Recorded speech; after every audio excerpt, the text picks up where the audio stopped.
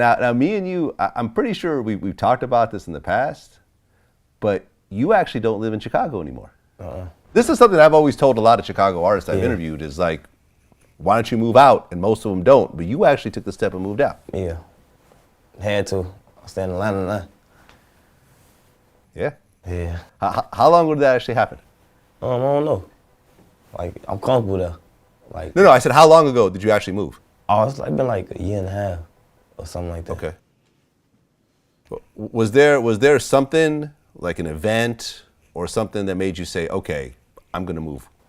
It's the number one music city. You talk about did something happen for me to move or why I would choose Atlanta?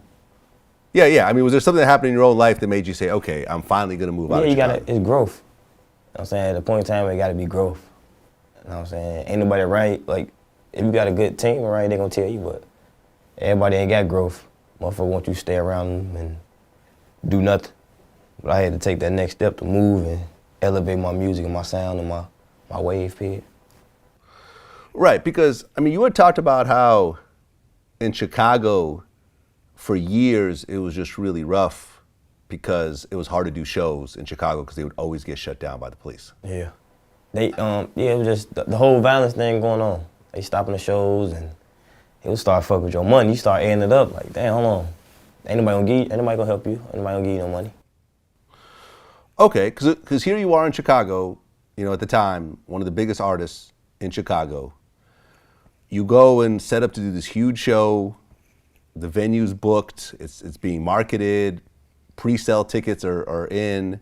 And then what happens the day of the show? Police can come the day of and tell them, like, ain't no show. Ain't nothing going on because the high risk of a violence, the high risk of the artist. It be just so much bullshit. Basically what it is politics, you know what I'm saying? They don't even gotta know you. They can just Google your name and see what you into and stop your show. Okay, and what happens when they shut the show down? You gotta give your money back to the promoter and all that? You gotta get that money back.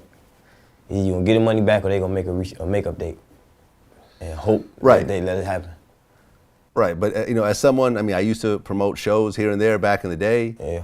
Even though the artist gives you your money back, you've already wasted all the money on marketing. You know what I'm saying? The venue may not give you your money back.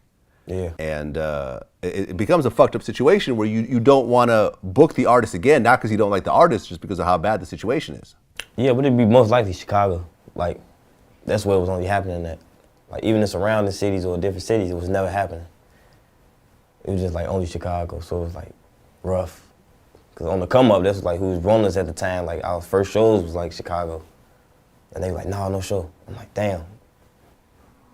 Yeah, fucking man. That paper up. Well, you know what's interesting is, you know, for the longest time, whenever we report on Chicago violence, it's always like Chicago sets a new record for gun violence. 4th of July is the worst 4th of July for shootings, etc. But we actually just put up a new article that said that Chicago violence is down by 25%. Came down.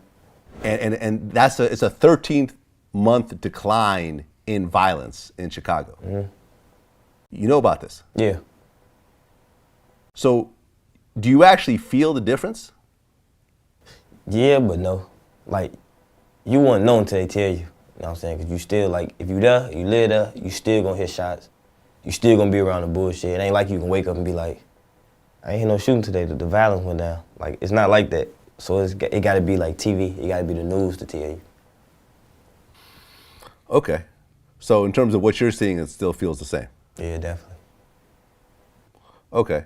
Well, you know, you've talked about how, I mean, in the beginning when you were coming out, lots of guns in the videos and everything else like that, but you're saying how, you know, in the last couple of years, you stopped doing all that shit. Yeah, it ain't, you can do it, but it's like, it ain't what you do, it's how you do it. You know what I'm saying? You can make a nice elevator song with guns in the video, they will look past it, but if you make a song talking about who you own and who you smoking on with guns in the video, then that's when they target you. You know what I'm saying? So it's how you do it. Cause there be a lot of rappers who ain't even on that, who ain't even tough, who put guns in their video and put the tension on themselves for shit. Yeah, I mean, I feel like, you know, like the Durk of 2018, I feel like he don't really have a lot to prove anymore. I I gotta just prove to my fans that what the label was doing to me. You know what I'm saying? And elevating, getting past that bullshit. Yeah, man. I mean, you know, you got to have the growth. Got to. Because if At you the end keep of the doing day, the same dumb shit over and over again.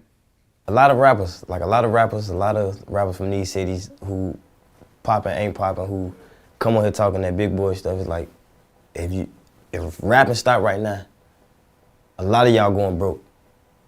A lot of y'all gonna be broke. It's like, what you gonna do now? Like, I got my own trucking company, own real estate company, like. Wait. This is actually interesting. You have your own trucking company. Yes. How many trucks? Oh, we started off with 2. We got like 8 or 9. You got 9, what, the big rigs? Yes, 18-wheelers. Really? Yes. This is dope because, you know, I actually have an Instagram page called Vlad Stocks where we talk about, you know, financial literacy and investing and stuff like that. And I feel like this is something that hip hop doesn't really push. You know, They're not gonna push it. Yeah, because hip hop pushes consumption.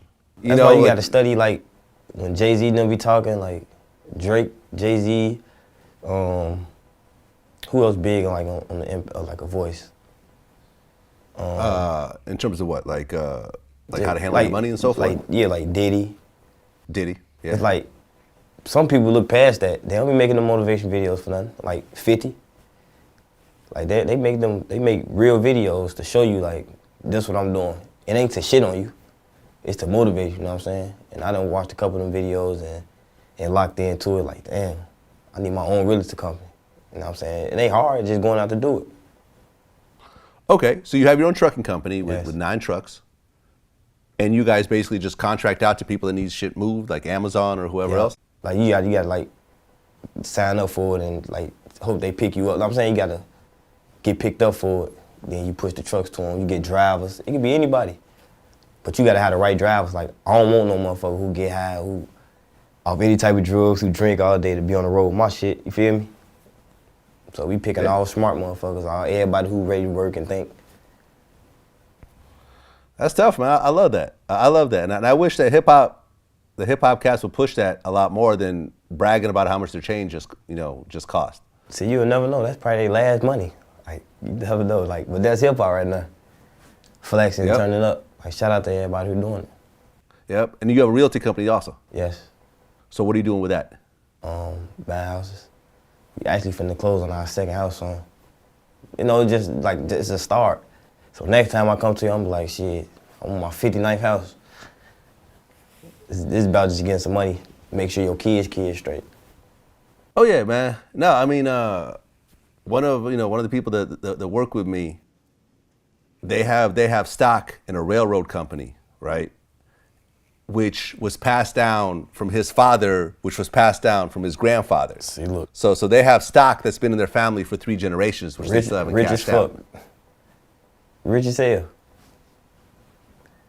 He can stop doing that right now. He still got money. Like. Yeah, I mean, it's like Jay-Z said, you know, fuck living rich and dying broke. Exactly. Because you're going to go into that casket the same way you went in that motherfucker. No, absolutely, man. I applaud you for that. And, I'm going to ask you to push some of that shit in your music too, not just an interview. Oh, yeah, of course. That's where it start off at. Yeah. Definitely.